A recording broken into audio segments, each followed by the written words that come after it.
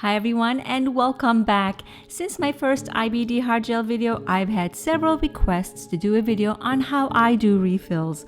What you'll see now is what works for me. I'm not going to tell you this is how it should be done for some of you.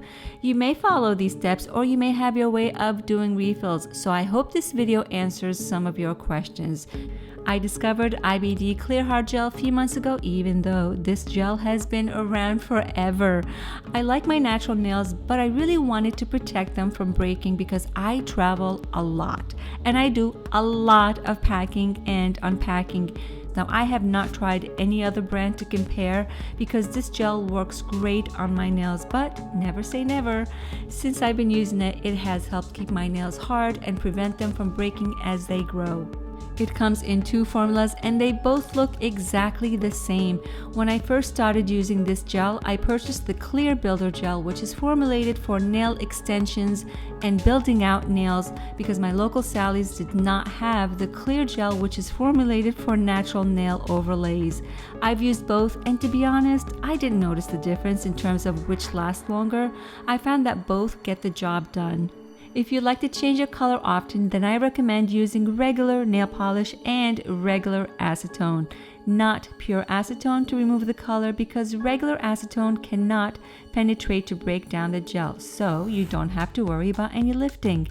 Because my nails grow pretty fast, I do refills every 1 to 2 weeks and I prefer to use gel nail polish 90% of the time.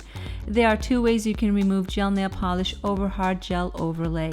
You can either use a coarse file around 100 grit or an electric nail file drill, which I've never used and don't recommend unless you know what you're doing, or soaking nails in pure acetone, which is my preferred way. First, I file the top of the nail to remove all shine. By the way, this is also how I remove gel nail polish when applied directly to my natural nails. The difference is the amount of soaking time required. I soak my nails less when using hard gel, so there's very little to no lifting.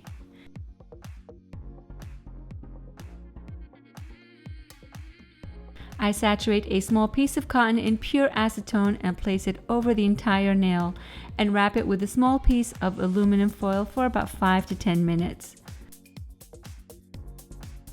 I then scrape off the gel polish with either an orange stick, Cuticle Pusher, or a small pocket knife, which I find works best. It was included in a nail kit I bought years ago. I use a bit of pressure because I'm not scraping the natural nail, I'm scraping the gel polish that's sitting on top of the hard gel. Now, if I wanted to completely remove hard gel, I would soak the nail longer and repeat the steps 2 to 3 times until the gel is completely removed. Then I file away the remainder of the leftover gel polish. You can see here there's some lifting by the cuticle area, but it happens. Now, not all of the nails will lift. 4 reasons why I think hard gel lifts. 1, the nail wasn't prepped properly, meaning there could have been shine and or oils on the natural nail before applying hard gel. 2, no primer was used. 3, applying thick coats versus thin coats by the cuticle area. And 4, the nail was soaking in pure acetone longer than it should be. In my case, I left the nail soaking longer, but hey, no worries, it happens. Actually, I'm so glad it happened for the sake of this video. You can file the lifted area down, but be very careful not to file down the natural nail. I personally like to use nail nippers and gently nip only hard gel that is visibly lifting. If you choose to do this, do not, I repeat, do not pry the gel off with nippers. Not only will it cause more lifting, but you will crack the rest of the gel as well as remove layers of the natural nail. I then file as much as I can, being very careful not to file the natural nail. I push the cuticle back, remove all dust, and apply primer on the natural nail only along the cuticle area. Now you can apply primer all over the nail, but it's really not necessary. I apply a thin coat of hard gel on the natural nail only, and I lightly brush the remainder of the gel that's left on the brush down the nail for a smooth finish. I am not pressing down too hard, otherwise it will drag the gel off my nail.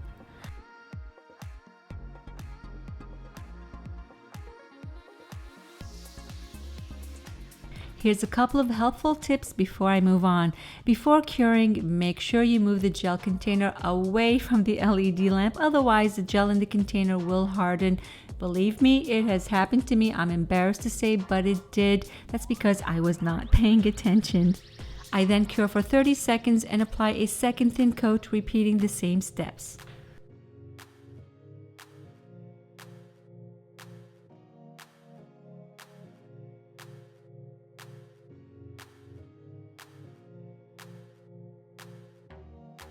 And the other tip, I used to clean my brush with pure acetone. Well, doing so over time ruined my nail brush completely.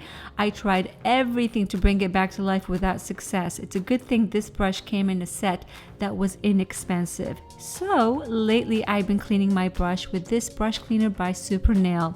It's been working okay so far. I have no complaints.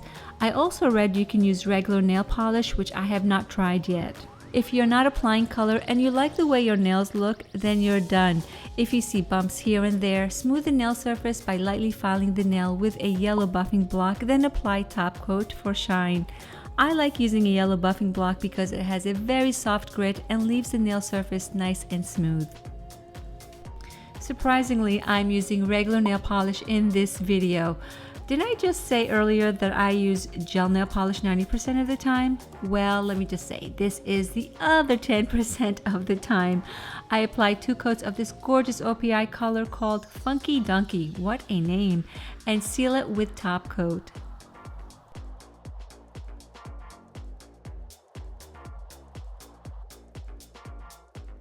And here's what my nails look like. Believe me, with very little practice, you too will have perfect hard gel refills. I sound like an infomercial. I hope you found this video helpful, and I hope I answered any questions you may have. If not, please ask away below, or if you just want to say hi, I'd love to hear from you. I'll do my best to answer them as soon as I can. Thank you so much for watching, and I'll see you in my next video. Have a fabulous day. Take care. Bye-bye.